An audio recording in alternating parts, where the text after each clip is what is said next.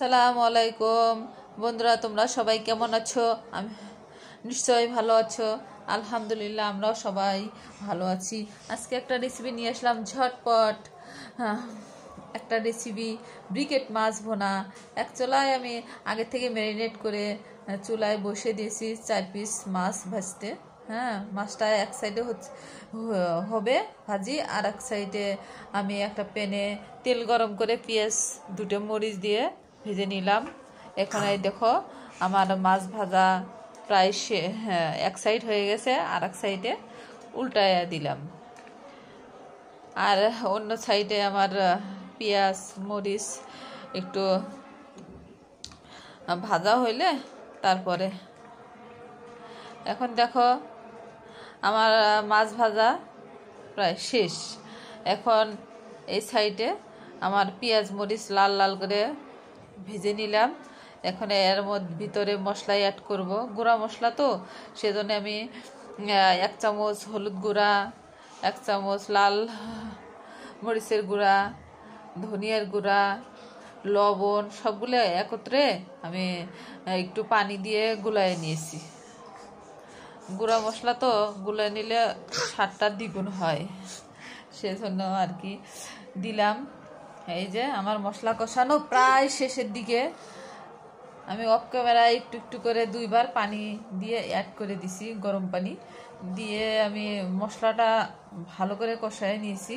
এই যে এখন আমার মাছ পিসগুলো দিয়ে দিব।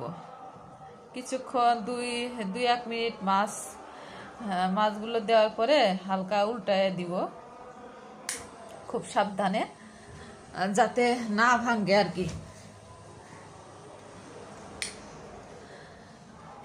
এখন মশলাটা মাছের ভিতরে ঢুকে গেলে এখন পরিমাণ মতো একটু পানি অ্যাড করব।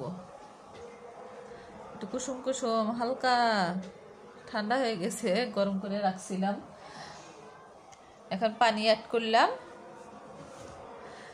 করে এখন হালকা আলতো আলতো করে নেড়ে দিব, যাতে মাছ সাবধানে মাছগুলো যাতে না ভাঙে।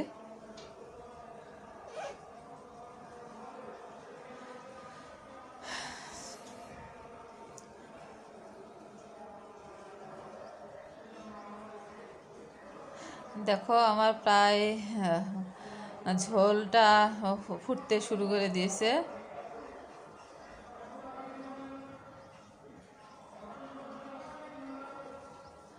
এর মধ্যে হালকা হালকা নেড়ে দিব,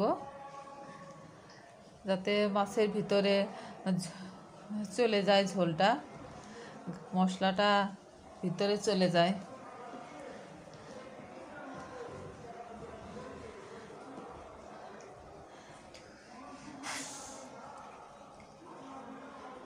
আমি অফ ক্যামেরায় আমি ঢাকনা দিয়ে ঢেকে রেখেছিলাম, যাতে প্রতিটা মাছের ভিতরে মশলা ঢুকে।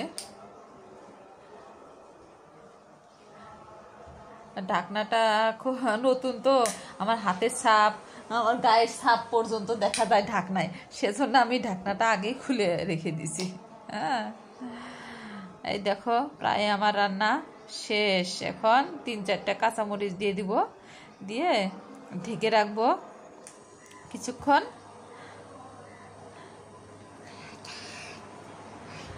কারণ আমি শুধু